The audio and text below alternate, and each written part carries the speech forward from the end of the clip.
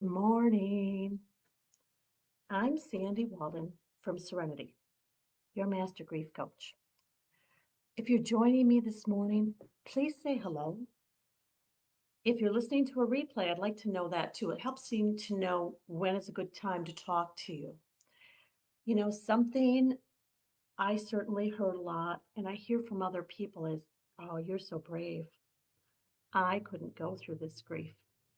I would lay down and die. And I get it. When people make those comments, they come from a place of honesty and of not knowing. Here's the truth. It wasn't a choice. Here's the truth. My lungs kept breathing my body, no matter how I felt. Brave. Not me. Scared. Oh my goodness. Scared. Palpable fear. I remember so clearly sitting in my home being incredibly afraid, worried, all of these words we can use to describe that, oh my gosh, what now feeling. I was scared for my two surviving sons, these young men who had lost their baby brother while they were still in their 20s. No one should experience that. I was scared for my daughter in law, who I love as though she's my own flesh and blood. She just lost this young man she came to love so dearly. I was scared for my husband. I was scared for my marriage. Do you hear all of these ways that I'm telling you about my fear? I was afraid for myself. What would happen now? What would happen now? So often we speak as though fear is the enemy, but I want to tell you, I'm so grateful almost 10 years later that I let that fear motivate me, propel me. No, my grieving didn't look like someone else's, neither does yours. My healing may have looked similar to yours or different, and that's okay. But I will tell you, what got me to the point of reaching out for support was the fear that if I didn't, the rest of my world might crumble. What would happen to my guys? Even as I say that now, I feel all of this stuff. I've always thought of my husband and my sons, even the dogs, as my guys. This was my tribe. This is my family. These are the people who mean more to me than anything and anyone on the planet. My guys. So, was it courage that got me to start using the tools that were in my box as a life coach, as a Reiki practitioner, as a hypnotist? No, that wasn't courage. That was plain old fear. It wasn't any amount of bravery that said, I want to reach out to people and learn how to navigate this. That was really close to terror, more times than I want to admit. I was scared and I was afraid that if I didn't reach out, good morning, Elaine. I was afraid if I didn't reach out and come face to face with this fear, that I could lose more of the guys who meant so much to me. And I was afraid, so incredibly afraid, that if I didn't learn how to navigate this new situation in my life, that I could lose my connection to Mike. And I think that's true. I'm blessed. I'm so grateful that my connection to Mike is very different than it was when he was breathing the same air, but it's incredibly strong. Incredibly strong. Mike continues to be a very important part of my life. He's still one of my guys. He always will be. I'm grateful that my surviving sons are not just okay, they are thriving. My daughter in law continues to excel in every way in her life.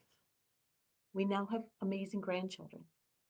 who didn't know Mike when he was walking the planet, but know their Uncle Mikey because they see pictures and they hear stories.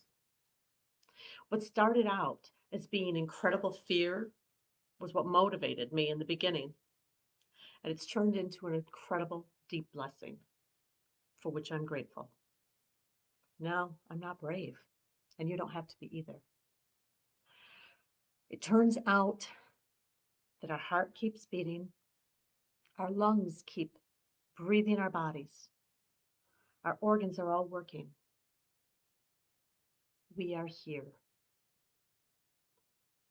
Whether you're feeling optimistic, whether you're feeling nervous, whether you're feeling plain old scared, happy, any of another, any of the other emotions, it's all natural, it's normal, it's human, it's okay. What I ask you to consider is where you want to be down the line. What feels right for you? It's okay, one step at a time. Are you open to the idea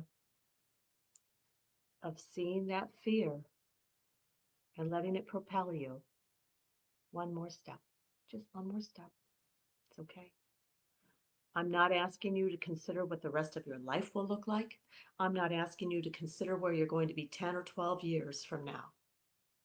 Today's Thursday. How are you going to get through today? Let that fear, if that's what you're feeling, motivate you to drinking an extra glass of water. Done with coffee, I'm on to water. Because it's going to keep your body and your mind healthier and stronger, and that will help you with healing. If fear is what's coming to you, let that fear motivate you to give your body some rest. If you're worried about the people you love, consider how best you can support them. Can we do it best from being frozen?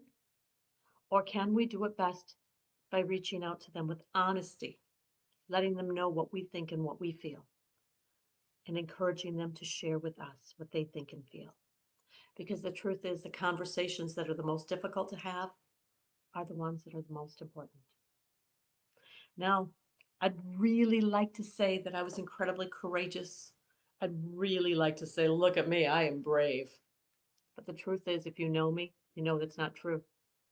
I was motivated by fear, and I'll be forever grateful. It made me unpack the tools that I had as a coach, as a Reiki master, as a hypnotist. That fear motivated me to find ways to begin walking that path through grief into healing.